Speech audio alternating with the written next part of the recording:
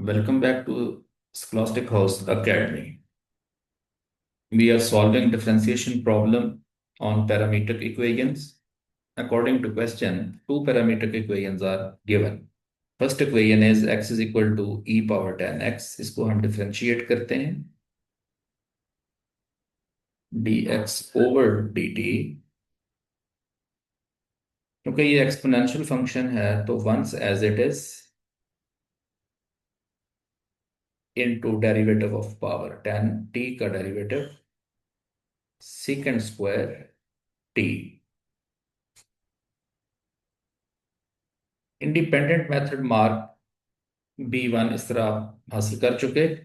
Second equation है y is equal to 3 tan² t। इसको अलग से डिफरेंशिएट करते हैं। So dy over dt that is equal to 3 times 2, पहले पावर रूल अप्लाई करेंगे, 2 - 1 इंटू, अब बेस का डेरिवेटिव tan t का derivative second square t। Simplify करते हैं तो 6 tan t second square t। One more b type mark at point E, 3 हमें x coordinate की जरूरत पड़ेगी तो x is equal to, because x is equal to e power 10t। Point में से x कोऑर्डिनेट e है, e 10t, e की power because 1 है, बोथ साइड बेस सेम है तो हम इनकी जो पावर्स है उनको सेम कर सकते हैं। सो 10t इज 1, और यहां से हम t की अगर वैल्यू कैलकुलेट करें दैट इज π/4। पॉइंट यूज करते हुए हमने tan t की वैल्यू बना ली, t की वैल्यू बना ली। अगर हमें इन मिडल ऑफ क्वेश्चन इसकी जरूरत होगी तो हम ये यूज कर सकेंगे। तो इसका आपको one more B type mark मिल जाएगा। Now applying chain rule, dy over dx equals to dy over dt into dt over dx। ये dx ओवर dt था, हम इसका रेसिप्रोकल लिखेंगे, dy over dt 6 tan t 6 tan t second square t। जब ये इसका रेसिप्रोकल लिखेंगे तो इसका डिनोमिनेटर बन जाएगा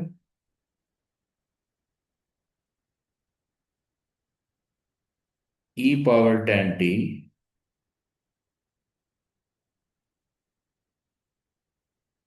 सेकंड स्क्वायर t। अब ये second square can be cancelled with each other. Now 6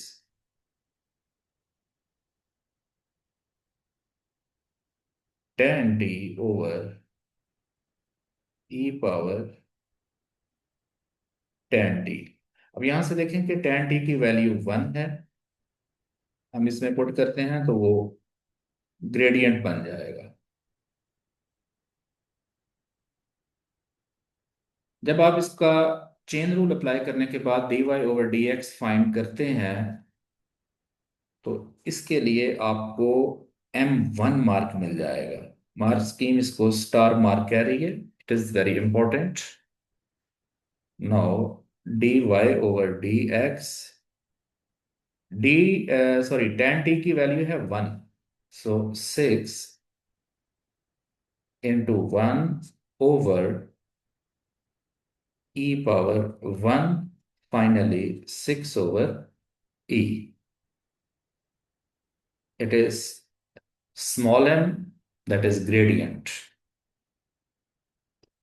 Now, equation of tangent is y minus y1 is equal to m into x minus x1.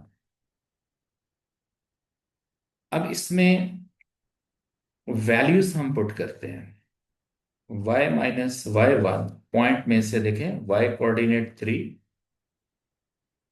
m की value right no हमने find की, that is 6/e, x-x1 again it is e। आपने gradient find किया जो कि 6/e था। Gradient is denoted by small m। Equation of tangent में gradient और पॉइंट की वैल्यूज को प्लग इन करने से आपको डिपेंडेंट मार्क m1 मिल जाएगा। इस मार्क को हासिल करने के लिए m1 मार्क का हासिल करना बहुत जरूरी है। अगर आपने ये वाला m1 अर्न नहीं किया तो ऑफ कोर्स आपका dm1 भी अर्न नहीं होगा। अब आपने इसको जस्ट सिंप्लीफाई करना है।